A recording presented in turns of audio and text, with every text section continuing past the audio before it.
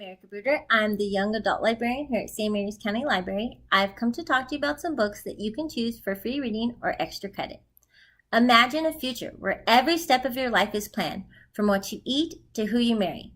For 17-year-old Cassie Reyes, this is a standard way of living. She lives in a place called society. It is a place where running outside is not allowed, and desserts, such as cakes and pies, are only served during special occasions. To ensure the life expectancy, people's jobs, meals, and who they marry are planned. However, people are only allowed to make it to their 80th birthday, like Cassie's grandfather. They don't have a choice because society feels they have a higher chance of getting sick and developing depression. Residents do have an option to be married or to be single. However, if they choose to be married when they turn 17, they are paired with someone they have never met before from another city. This event is called the Match Banquet. It is an elegant event, with those attending having permission to change out of their plain clothes and wear formal wear, which they get to choose and borrow from a collection of artifacts from the past for this special event. At the banquet, each girl is called one at a time. Their match is revealed and they can see their match from a screen, but not in person. Both the girl and the boy are presented with silver boxes and they carry a microcard which has information on their match. Cassie's not nervous when it's her turn, but when her screen is blank, she becomes worried. She soon finds out that her match is from the city that she is in and in the room with her. Being matched with someone in your city is rare, so when she learns that her match is her best friend Xander, she can't believe it. Life is perfect until the day after the banquet. She's at home and views Xander's microcard. Except the person in the picture is not Xander. It's someone else she knows, a boy named Kai, who lives down the street, but who's always been a mystery to her. Things only get turned upside down after that. She attends her grandfather's final banquet when she says goodbye to him forever. Also, a match official told her that she saw on the microcard was a glitch and Xander is her match. However, she can't stop thinking about Kai. Was it really a glitch or was he really her match? And if so, why would society try to keep them apart? Matched by Ellie Condi. Dear parent, the following memo has some very important information about your teenage son and daughter. As you're aware, the war between pro-life and pro-choice movements is over, and no one has won. We have reached a compromise that will satisfy all parties involved. Abortion is now illegal, but you can still terminate your unwanted offspring. You have to wait 13 years or so. After a 13-year waiting period, if you still do not want your child, you can opt the procedure known as unwinding. Unwanted teens can be unwound between the ages of 13 to 18. In addition to ending war, unwinding solves the organ storage problem.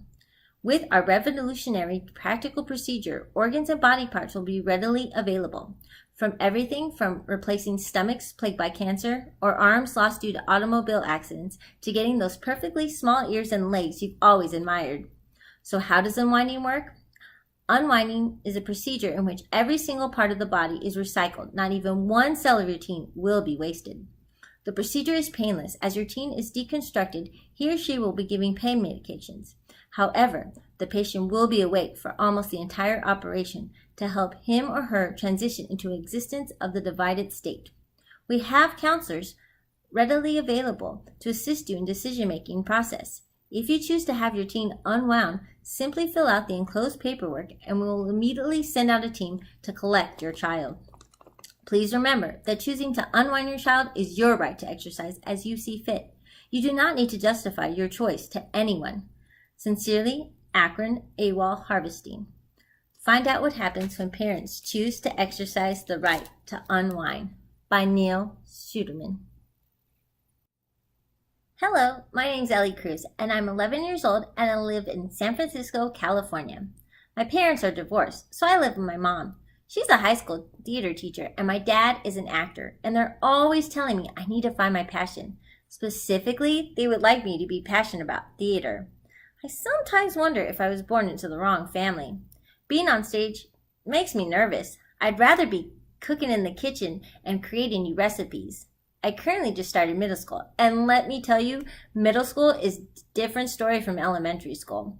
Middle school is like one of those highway restrooms in the middle of nowhere. It's dirty and smelly and is crowded with strange people. It's not been easy since my best friend joined the volleyball team.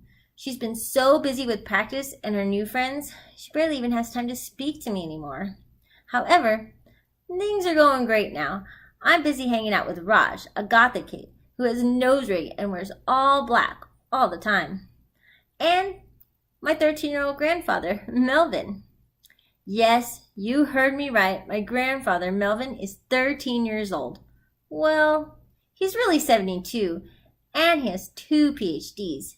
He's a scientist, and he's created a compound from a rare unknown jellyfish that he has named the Turpidius melvius. The compound reversed him back to his adolescent stage. Now he's staying with us till he can reverse the process. My mom, she's not too happy because they've never gotten along. Before Grandpa turned 13, I rarely saw him, even though he lived in the area. I'm learning so much about my grandfather and science. Did you know that a man named Jonas Salk created a vaccine to prevent polio? Science is essential, but can it be dangerous? Raj and I helped Grandpa Melvin break into his old lab to retrieve his Turpidius melvius so he can create a compound to change him back. Want to see if it works? If so, read The 14th Goldfish by Jennifer Holm.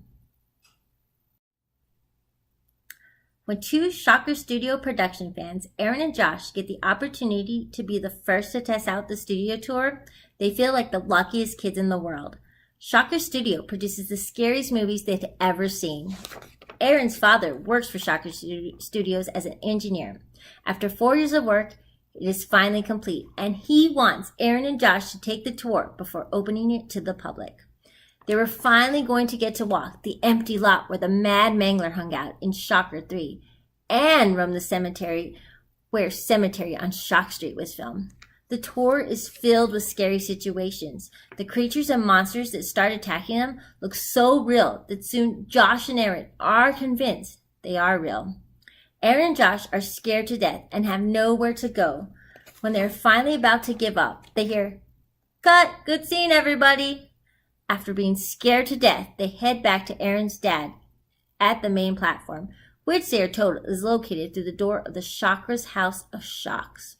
However, they're in for one more shock of their lives. This is just one of the 4 spine-tingling tales of horror to fuel your nightmares. Goosebumps, Slappy Tales of Horror by Dave Roman. Today, we're going to talk about some of the most famous people you've heard of in history kick the bucket. So, we're going to start off with Napoleon Bonaparte. You'll notice in these 2 pictures, he's holding his stomach, which really begs one question. Why does this dude keep holding his stomach? The answer, cancer stomach ulcers. If you're interested in more details like this, you need to check out this book, How They Croaked by Georgia Bragg, and illustrated by Kevin O'Malley. Ever heard of the expression, "It was like a car wreck and I couldn't just look away"? That's pretty much how you feel when you start reading this book. Chock full of morbid details, unfortunate events, and the nitty-gritty of some of the most esteemed faces in history. It's so terrible, you just have to keep reading. Ever know how the Egyptian Queen Cleopatra died? Most of you probably haven't guessed that it is via poisoned hairpin under palace arrest. That George Washington survived dozens of battles of the Revolutionary War and won us the nation's freedom only to die of a toothache? Speaking of, did you know that less than 7 presidents died while in office? That can mostly be attributed to unsafe medical practices and a lack of security services, as Georgia Bragg explains more depth in this book. Nonetheless, if you're still interested in some of those outdated, unsafe, and non-hygienic medical processes, you're in luck. Between death stories are some great tips for fun activities like bloodletting and leeching, plus handy info on scurvy and tuberculosis. But this book isn't just for reading. Stories from this book can create a dynamic dinner conversation with your family when you get home. Who doesn't want to hear about aplastic anemia and stomach ulcers over beef and broccoli? More graphic novel reader? That's okay. You may still like this book, but it's clever, cruel, depending where you stand on the issue. This morose of sarcastically rendered drawings at dark humor, enhancements every few pages to keep you interested. So, between all the nice stories you're listening to or reading, make time for this masterpiece of dark and dreary, awful ends of the awfully famous.